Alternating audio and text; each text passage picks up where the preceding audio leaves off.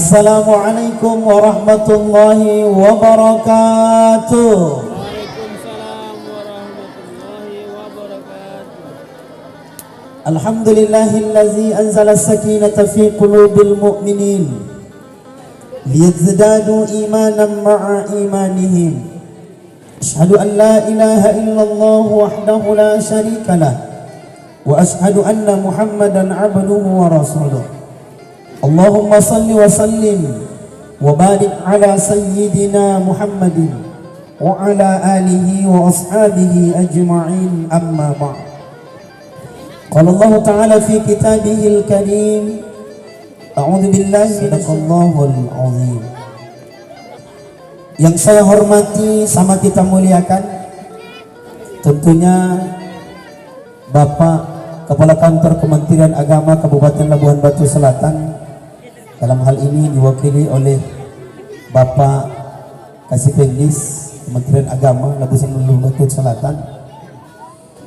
Kemudian hormat yang sama kepada Ibu PJ Desa Sabungan, ya, beserta seluruh perangkat desa yang turut berhadir, Kepala Madrasah yang dalam hal ini bersama kita Bapak Wakil, kemudian Ibu TU beserta seluruh keluarga besar MTS Negeri 2 Labuhan Batu Selatan, Bapak Ibu guru, Ustadz Ustazah, muallim-muallimah yang tidak tersebutkan satu persatu, orang-orang tua kami, terkhusus Bapak Komite yang juga turut berhadir bersama kita tadi, Bapak Ibu tokoh agama, tokoh masyarakat, tokoh adat yang tidak tersebutkan satu persatu, kita semua yang berhadir pada kesempatan ini, begitu juga ketua panitia,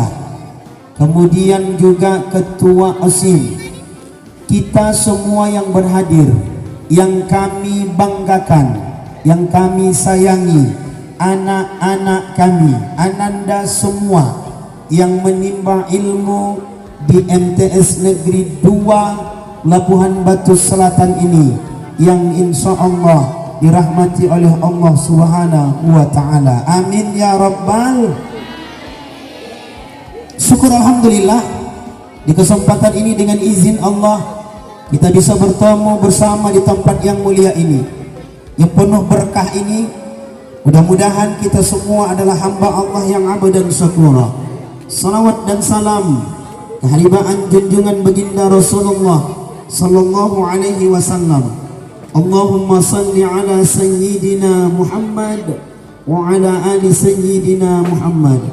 Insyaallah di yaumil akhir kita adalah umatnya yang insyaallah akan mendapatkan syafaat darinya, dan insyaallah kelak kita semua akan masuk surga bersamanya. Amin ya rabbal alamin. Bapak Ibu, kita semua yang berhadir maupun tetamu undangan, wali siswa, kita sangat bangga kepada anak-anak kita hari ini. Mereka sudah menunjukkan kebolehan mereka, mulai daripada terkikis hampir pudar di kalangan umat Islam, khususnya generasi-generasi muda, adalah bicara tentang akhlak, karakter. Anak-anak kami yang dirahmati oleh Allah, ketika bicara seusia kamu hari ini, kelas berapa ini? Kelas 7, 8, 9. Bapak Ibu guru, kita memang butuh secara psikologi untuk memahami anak-anak ini. Pak Kakan, saya juga sebagai seorang guru, Bapak Ibu, bahkan saya mengajar di tingkat sekolah dasar. Anak sekolah SD itu tidak jauh peralihannya ke tingkat SLTP. Seusia anak macam begini nih, Pak Kepala Madrasah, Pak Wakil, ini anak-anak kita ini masuk di masa-masa puber ini, Pak. Betul? Betul? Laki-laki dulu yang Ustaz tanya dulu. Laki-laki, coba kamu amati sehari-hari yang akhwat perempuan ini, apa yang sering kamu lihat, benda yang mereka sering bawa-bawa ini? Jujur tengok itu Pak, kaca kata orang tua Pak.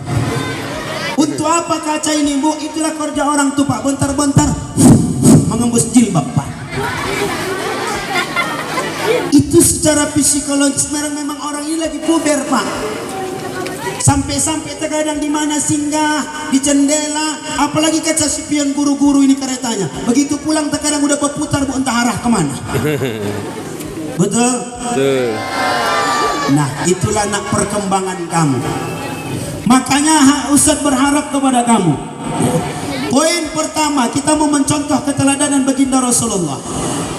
Akhlak yang kita tekankan. Ananda kami, halo. Ustaz mau minta satu sama kamu di awal, boleh? Dosa pemuda-pemudi di usia kamu adalah masuk dunia pacaran, betul? Apa hukum pacaran? Hukumnya? Ada yang pacaran di MTS ini? Siapa orangnya?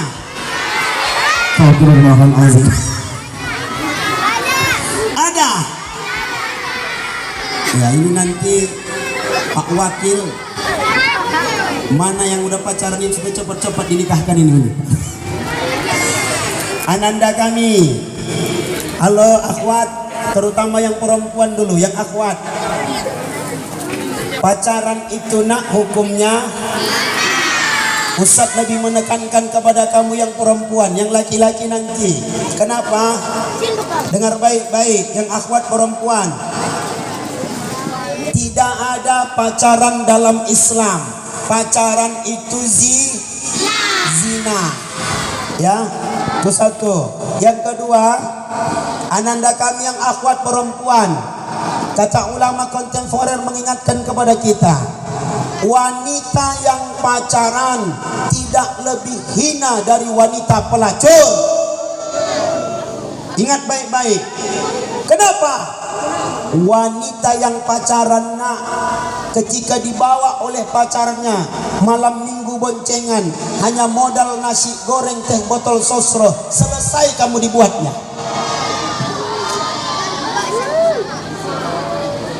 Apalagi tingkat-tingkat SMP kelas 9 ini yang sudah mulai masuk ke SLTA nanti, lebih ngeri pubernya. Bahkan terkadang Ustaz pernah terkadang melihat anak sekolah pulang, anak MTS kelas 9, boncengan baju pramuka, pulang naik sekereta, pegang pinggang lah cowoknya. Wih, ada. Astagfirullahaladzim. Pulang sekolah pegang pinggang. Wih, lewat motor teronton, motor tangki, keluar asapnya, datanglah ceweknya, tutuplah mulut suami, apanya ini lagi? Jijiknya wak menengoknya, Pak. Iya. Mohon Bapak Ibu, ayo kita ingatkan anak-anak kita. Bahkan Ustadz pernah mencek handphone anak sekolah SD kelas 6 Bu. Ada kawannya melapor, Ustadz, Pak, ada murid yang bawa handphone kelas 6. Saya ambil handphonenya, saya buka lah WA-nya, saya bacalah di situ. Ternyata sudah pacaran anak kelas 6 SD. Saya tengok, cek di situ apa panggilannya. Bahkan panggilannya luar biasa. Ayang, bebek, wih, luar biasa. Ada yang panggilannya ayah, bunda, ada. Sampai ada yang manggil suamiku, istriku, Botimon. Wih, jijik membaca WA-nya. Ayang, bebek, sebelum menikahnya bebek, udah menikah bukan bebek, bubak besi pukulan, Pak. Ananda kami, dengar baik-baik, jangan ada yang pacaran. Akhwat yang ketiga, akhwat yang perempuan, ketika kamu pacaran nak, yakin gak itu kamu jadi bakal suami kamu? Yakin gak kamu itu bakal jadi suami kamu? Jadi kenapa kamu mau dipegang-pegangnya? Kalau bisa yang akhwat perempuan, yakinkan kamu hari ini, jangan pernah kamu disentuh oleh laki-laki. Siap? Haram hukumnya pacaran, betul? Sepakat? Mulai sekarang putuskan. Betul? Ada yang pucat, kita tengok laki-laki di sana sudah. Jangan ada cowok di sini. Ada yang pacaran satu sekolah? Astagfirullahaladzim. Luar biasa. Ananda kami berubah, kamu nak berubah ya. Jangan ada yang pacaran. Setuju? Termasuk dosa pemuda-pemudi generasi Islami di saat kamu seperti ini. Apa dosanya? Kita mau mencontoh keteladanan Rasulullah, figur yang menyelamatkan kita dunia wal akhirah, betul? Tapi terkadang banyak pemuda-pemudi Islam, khususnya yang akhwat perempuan, bukan Rasulullah yang mereka idolakan, Pak Guru. Justru yang banyak dari kalangan akhwat perempuan yang mereka idolakan sekarang, Bapak tahu siapa, Bu? Artis-artis Korea, betul? Sampai PPWA-nya saja artis Korea, betul? Man tasabbaha biqaumin fahuwa minhum. Siapa yang meniru, mencontoh, mencintai orang kafir, maka dia akan digolongkan dalam kekafiran. Siapa yang suka artis Korea, mulai sekarang taubat, hapus dari handphone kamu. Siap? Akhwat perempuan, apa yang kamu pandang dari artis Korea itu? Ganteng. Astagfirullahaladzim. Ganteng. Enggak kamu tengok di belakang sana banyak yang mirip-mirip Korea di situ itu. Mirip-mirip Korea, tengok. Apa? Korengan. Astagfirullahaladzim. Ananda kami, walaupun ganteng dia nggak bisa menyelamatkan kamu dunia wal akhirah, betul? Rasulullah lah figur teladan yang bisa membentuk karakter kita, yang bisa menyelamatkan dunia wal akhirah. Jadi pesan kedua, jangan pernah mencontoh budaya-budaya kafir, jangan pernah mengikut kepada kekafiran, karena zaman sekarang banyak generasi Islami ini yang terkontaminasi dengan budaya-budaya kafir. Saya tertarik dengan pepatah Arab mengatakan, subbanul yaum rijalul khad. Pemuda hari ini adalah pemimpin masa depan. Kamu nak yang bakal jadi pemimpin saat nantinya. Saya sepakat disampaikan Pak Kasih Pendis tadi. Ketika mereka tampil di sini, seumur hidup mereka akan ingat mereka sampai kapanpun. Saya teringat dulu Pak Kasih Pendis, waktu sekolah Arab dulu, Bu. Dulu sekolah Arab, Pak, ya. Sekolah maktab. Lomba pidato, Pak. Saya dapat juara 2 ketika itu, Pak. Hadiahnya saya ingat pecinya pas selama campak komite ini, Pak. Dikasih hadiah. Berkeliling emas di sini, Pak. Ingat saya sampai sekarang. Itu waktu sekolah Arab. Bahkan dikasih sejadah. Ingat kali saya itu, Pak. Jadi memang kita ingat sejarah anak-anak kita ini, bakal mereka ingat seumur hidup. Dan itulah bakal cikal bakal bagi mereka nanti kelak untuk menempa menuju kesuksesan berikutnya. Amin ya Rabbal. Anak kami yang laki-laki banyak yang terkadang belum tentu mampu mencontoh keteladanan Rasulullah. Bahkan banyak melanggar aturan-aturan syariat. Bahkan setingkat SMP, setingkat madrasah sanawiyah, banyak anak-anak muda sekarang yang sudah merokok. Betul? Ada. Astagfirullahalazim. Kelas berapa? Kelas 7 dah.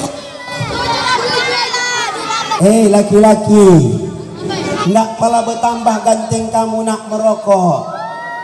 Jangan pala ada istilah kamu membilang kalau enggak merokok enggak.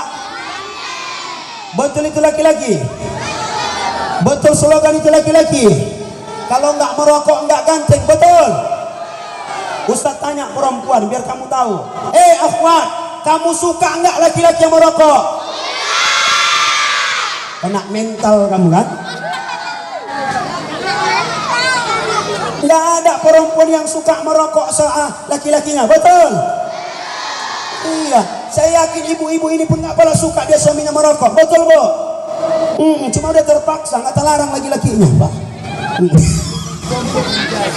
Makanya Bapak Ibu orang-orang tua kami dirahmati oleh Allah, ananda kami laki-laki, nah rokok itu bisa masuk pintu narkoba. Tinggalkan dunia rokok. Ustaz sering melihat itu di tingkat sekolah, pulang sekolah, berangkat sekolah, naik kereta Pak, tangan kanan pada gasnya, tangan kiri sambil mengisap rokoknya. Sering kita temukan anak-anak sekolah demikian. Ananda kami, ayo sama-sama kita perbaiki. Jangan sampai kita salah dalam menentukan ketentuan yang salah. Ketika kamu dalam ketentuan belajar, maka tentu fokus kamu adalah belajar. Kami yakin dan percaya kamu semua punya cita-cita, betul? Semua kamu punya cita-cita, betul? Gapailah cita-cita kamu nak. Ketika kamu masa sekolah seperti ini, jangan pernah sia-siakan untuk belajar yang betul-betul semangat sehingga bisa menggapai cita-cita itu. Jangan malah kamu merokok. Ini tidak baik secara ketetapan kesehatan, bahkan berbenturan dengan nilai-nilai syariat Islam. Ananda kami yang dirahmati oleh Allah Subhanahu wa taala.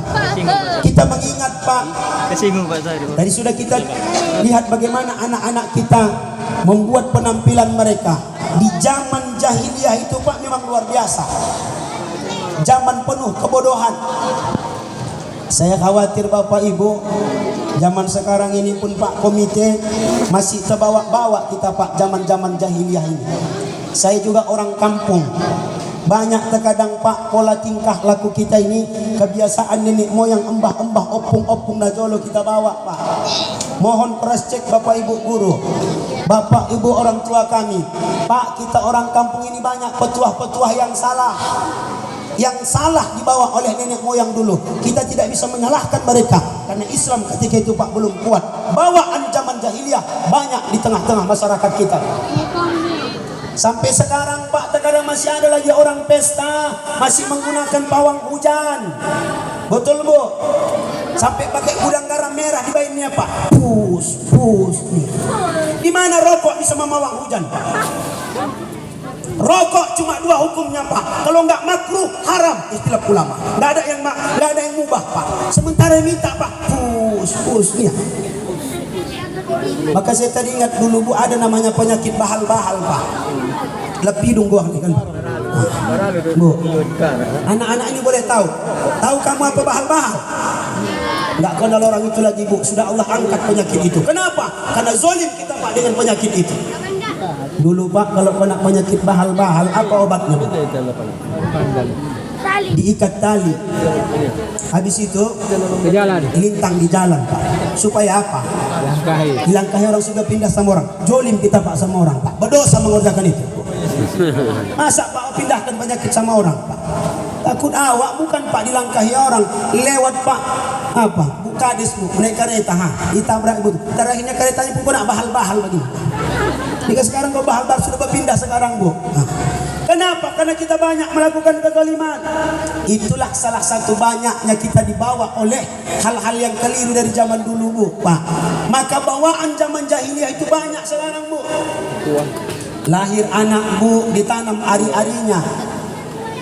Orang kita kampung Pak tidak sekedar tanam, sampai ada yang saya lihat Pak dikasih lampu. Betul Bu? Untuk apalah lampu itu Pak? Coba kaji-kajilah dulu secara hukum Pak. Golap dia Ustaz, ada rupanya melapor dia golap wak katanya. Banyak ini Pak, mohon maaf orang-orang tua kami. Pindah rumah bergelantungan di atas sana, pisang, kundur, kalapa, macam beragam. Makanya Bapak Ibu, itu ada ibu saya Bu Sudarti. Bu Sudarti ini ya kawan saya, senior kami ini di sekolah Pak, kuliah S2 kemarin ya. Jadi saya teringat kemarin mengambil S2 itu, saya fokus kemarin suka mengkaji akidah jadinya Pak. Makanya ketika Rasul diutus ke muka bumi, akidah dulu yang disempurnakan Pak. Ketika akidahnya tidak baik, maka akan bermasalah terhadap amal ibadahnya. Bu, banyak dulu Pak kalau pemberangkatan jenazah, kalau kita orang kampung Pak menyuruh-nyuruh di bawah kerandanya. Kalau suku tertentu menyapu-nyapu di muka Pak, macam ragam. Makanya ananda kami, saya yakin dan percaya kamu sudah belajar fardu kifayah, betul? Sudah belajar fardu kifayah, sudah?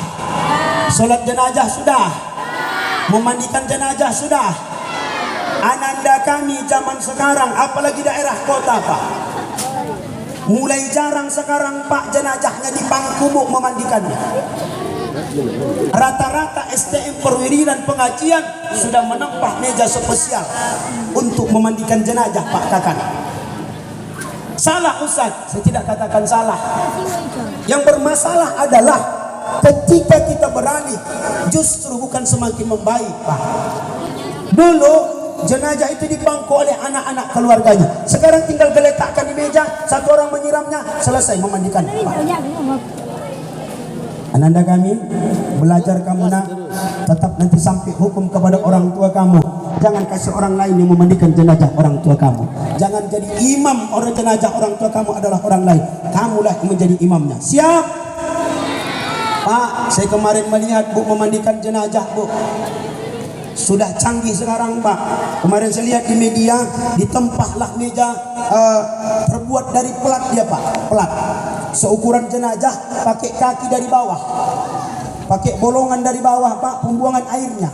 Masukkan air penuh, kasih air sabun Pak, tinggal masukkan uang itu ke dalam Pak. Mengguling-guling uang itu bisa di dalam Pak. Tinggal putar-putar Pak, gosok, selesai, siram, bilas, selesai. Saya sudah temukan itu Pak, ada model Pak. Bukan tidak mungkin nanti anak-anak kita ini Bu, daerah kota sekarang Pak luar biasa, semua serba bayar Bu. Menggunting kain kapan sekarang Pak, udah ada tailornya di kota, spesial menggunting kain kapan. Datang kita ke situ, bagaimana ciri-ciri mayatnya? Gomok, berarti ukuran XXL. Udah ada Bu. Takut kita nanti anak-anak kita ini Pak nggak ada memandikan jenazah lagi, meninggal wa'anu. Kemana ini kita bro? Aman mai antar si joma cetu dar semirnya. Udah buka dor semir mayat Pak. Kenapa anak-anak kita sekarang instan beribadah Bu? Ananda kami yang dirahmati oleh Allah Subhanahu wa taala. Dosa pemuda yang ketiga. Jadi sudah saya sampaikan. Yang pertama tadi jangan pacaran ya. Nah, kemudian jangan mengikut budaya-budaya kafir. Laki-laki jangan pernah merokok. Yang keempat, dosa pemuda di saat-saat usia kamu ini adalah banyak sholatnya yang bolong-bolong. Betul? Betul? Ananda, logo kamu adalah ikhlas beramal Kementerian Agama. Jangan justru kamu jauh berbanding dengan anak-anak yang sekolah umum. Kita slogan madrasah, malah kita yang terkadang jauh agamanya dari sekolah-sekolah umum. Kita berharap ananda kami jangan sampai demikian. Tetaplah istiqomah beramal ibadah, terutama sholat jangan pernah ditinggal, karena madrasah adalah slogannya sekolah agama. Maka itu menjadi ketentuan yang utama bagi kamu. Bapak Ibu, saya tadi membacakan di awal surah An-Nisa ayat 9. A'udzubillahi minasyaitonir rajim. Bismillahirrahmanirrahim. Wal yakhshal ladzina law taraku min khalfihim dzurriyyatan bi'afa khafu 'alaihim falyattaqullaha wal yaqulu qawlan sadida. Kata Allah, hendaklah takut kepada Allah seandainya kamu meninggalkan anak keturunan kamu yang lemah, kata Allah. Ekonominya, agamanya, pendidikannya, ibadahnya, semua kuatkan Bapak Ibu. Tantangan kita sekarang hebat Pak Bu. Bukan hanya narkoba sekarang Pak, anak-anak kita ini Pak di masyarakat. Kemarin gencar Pak, pemerintah mengeluarkan PP nomor 28 tahun 2024 kemarin Pak Kementerian. Kita kemarin sempat bagaimana majelis ulama, saya juga pengurus majelis ulama Kabupaten Labuhan Batu. Kita kemarin bahkan sempat dari pusat menolak PP ini Pak. Apa Apa isinya Bu PJ? PP nomor 28 tahun 2024 Ananda kami. Catat. PP nomor 28 tahun 2024.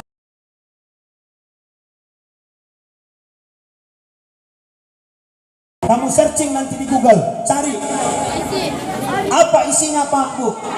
Lebih kurang pemerintah mengatakan pemerintah akan menyediakan alat kontrasepsi buat pelajar siswa-siswi. Astaga. Majelis Ulama menolak keras PP ini kemarin. Pemerintah khawatir terhadap pergaulan anak-anak kita yang dengan bentuk pergaulan bebasnya, pacarannya, perzinahannya. Jadi pemerintah mengasih solusi, anak-anak ini bakal dipasang KB Bu. Pemerintah mengasih solusi, namun kita dalam pandangan orang tua, masyarakat awam, ini adalah hal yang menakutkan Pak Komite. Kenapa?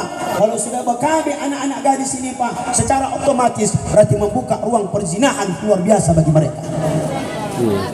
Ananda kami, bahkan Bu, Pak, pergaulan sekarang Pak bukan lagi pergaulan yang lawan jenis Bu. Sekarang LGBT juga sudah masuk di daerah Indonesia, sudah banyak sekarang Pak. Apa LGBT nak? Apa LGBT? Suka ini. Hah? Suka sama jenis. Iya, suka sama sejenis, homoseksual, gay. Kalau daerah kita membilangnya Pak bencong. Ini luar biasa Pak. Negara Eropa sekarang Pak, tonton sekarang Bu. Nah anak kami sudah boleh nikah di negara mereka Pak, nikah sejenis, laki-laki dengan laki-laki, perempuan sudah boleh menikah Pak. Negara Eropa, beberapa negara hari ini. Amerika. Di Indonesia sudah banyak mulai gerakan-gerakan ini. Ananda, bencong ini sebenarnya bukan makhluk Allah yang sesungguhnya. Ada pernah nampak kamu, kawan kamu ke bencong-bencongan? Tolong ruqyahkan dia. Tidak ada makhluk yang bencong, betul? Allah menciptakan berpasang-pasangan, laki-laki bukan apa-apa Pak Guru, khusus pelajaran fikih Pak. Sampai sekarang belum ada Pak doa khusus bencong meninggal dunia Pak. Enggak ada. Belum ada. Kalau laki-laki apa domirnya? Allahumma fir. Perempuan Laha. billaha. Bencong ada? Apa mau dibuat kalau bencong meninggal? Huha. Digabung. Atau dibuat Allahumma fir lajong, warham jong, wa'ati jong. Begitu? Nggak ada Pak. Makanya kalau ada bencong tolong kembalikan ke habitat aslinya. Karena jelas ini makhluk yang bukan sesungguhnya. Jadi kalau ada dia mengaku, "Oi Ustaz, udah nasib jadi bencong." Bukan nasib, robah. Jadi Bapak Ibu orang-orang tua kami, Islam itu tegas dalam ketetapan hukum. Jadi anak-anak kami, ayo sama-sama jangan pernah tinggalkan ibadah sholat kamu. Bahkan anak madrasah adalah anak yang paling terdepan, yang paham tentang agama. Karena image-nya masyarakat di luar sana itu adalah bahagian agama yang paling ditonjolkan dalam madrasah. Insya Allah kami yakin dan percaya MTS Negeri 2 ini menempa generasi-generasi Islami yang Qurani, yang berakhlakul karimah, yang lahir dari MTS Negeri 2 ini tentu adalah anak-anak yang saleh dan saleha. Amin ya rabbal. Kemudian yang kelima, dosa pemuda seusia kamu nak. Banyak yang sanggup melawan orang tua, betul? Betul? Pernah nggak kamu melawan sama orang tua? Pernah mengatakan sama orang tua? Anak zaman sekarang Pak, didikannya didikan handphone. Kalau sudah handphone yang mendidik mereka, anak akan egois, bahkan sanggup melawan sama orang tuanya, betul? Nah, ananda kami yang punya orang tua, satu saat nak orang tua kamu itu bakal meninggal dunia, bakal hilang dari pandangan kamu. bakal tidak pernah kamu sentuh lagi. Kenapa? Karena orang tua bakal dipanggil oleh Allah. Semasa kamu seperti ini, tetaplah berbakti kepada orang. Sayang sama orang tua. Sayang sama orang tua. Kalau berangkat sekolah kamu cium tangannya. Bagaimana cara menciumnya? Kamu salam, kemana kamu tempelkan? Ke jidat, ke hidung, ke pipi, ke mulut, diludahi. Tergap. Jadi kemana? Dengar baik-baik ananda kami, dengar baik-baik. Kalau kamu salam tangan orang tua kamu, pegang tangan orang tua kamu. Coba nak besok rasakan, tangan orang tua kamu itu kasar atau lembut? Kasar atau lembut? Bagian kasarnya, beruntung kamu punya orang tua. Berarti orang tua kamu pekerja keras. Sampai tangan orang tua kamu kasar,